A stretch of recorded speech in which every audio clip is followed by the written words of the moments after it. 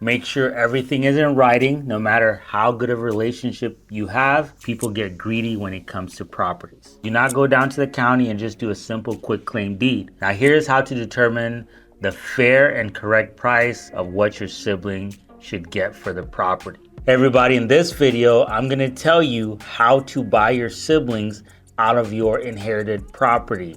Let's say y'all inherited a property, one of you wants to sell it, the other one wants to keep it, or vice versa. Here's how you can buy them out of the property.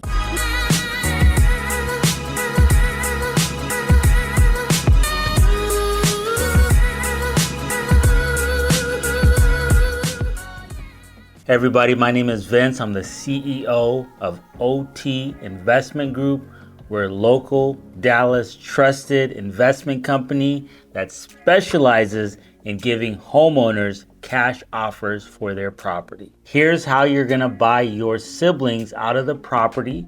Make sure everything is in writing, no matter how good of a relationship you have.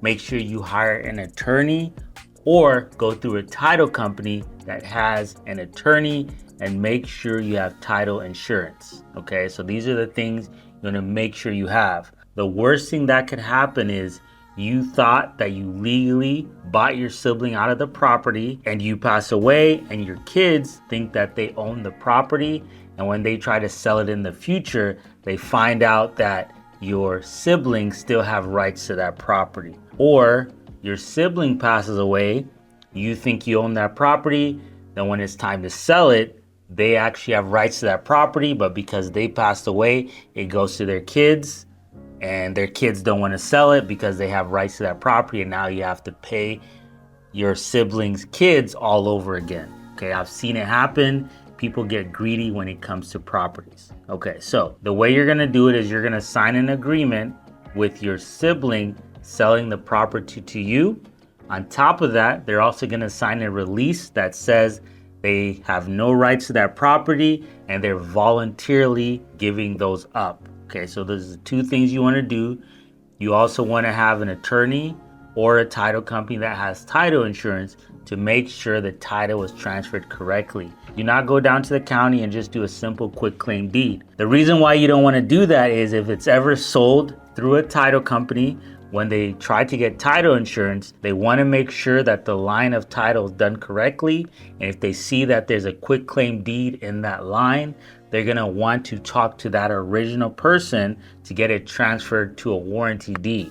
So let's say your sibling passes away, or they're not available, or maybe you're fighting and arguing, whatever the case, and they don't want to re-sign it, then you are fresh out of luck. They're still gonna have rights to that property. Now here's how to determine the fair and correct price of what your sibling should get for the property. Okay, so let's say the property is worth $200,000, right? So your sibling might be thinking, well, the property is worth $200,000, so you get 100 and they get 100. So technically you'd buy them out for $100,000. That's not the case, okay? You need to consider, are there any liens on that property? Is there a mortgage on the property? Did the deceased person have any outstanding debts? Okay, so let's say the property's worth $200,000, the remaining mortgage was $40,000. Let's say they have $10,000 in debts. Now you're down to 150. You're down to 150, okay? Also, you have to consider, does the property need any repairs? Okay, if the property needs $40,000 in repairs, it doesn't make sense that you guys get half. Okay, so let's say you're down to 150 after the mortgage and any liens or owed debt on the property, and the property has $50,000 in repairs. So what you're splitting is actually the $100,000. So you're gonna give your sibling $50,000 because that's their portion, and out of your portion, you are paying for the repairs. So it might seem like you're getting more, but you're not, because you have to pay for the repairs. Of course, if you hire the correct people to do the rehab, or you do it over time, let's say you're not in a rush, it may seem like you're getting more for the property, but you're not, because you had to come out of pocket for those expenses. Now, let's say you want to keep the house, your sibling wants to sell the house, but you don't have any money. You don't have money to buy your sibling out of your property.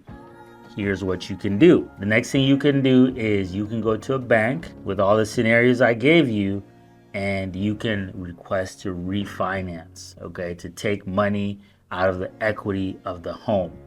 And that's how you're gonna pay your sibling off. But let's say you don't have good credit, okay, and the bank does not want to loan you money on the property. Another thing you can do is you can partner with an investor.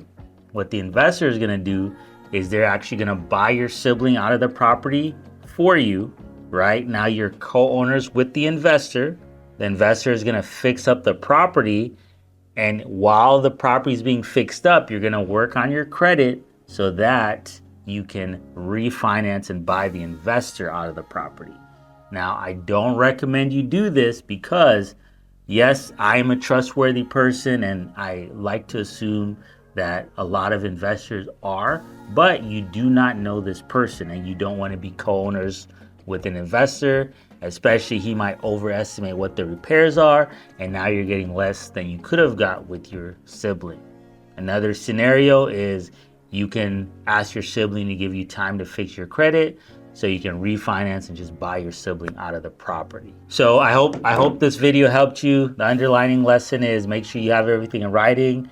Try to get along with your sibling. I know sometimes that's difficult with all these family dynamics in this world we live in, but at least be on respectful terms where you guys can do business together.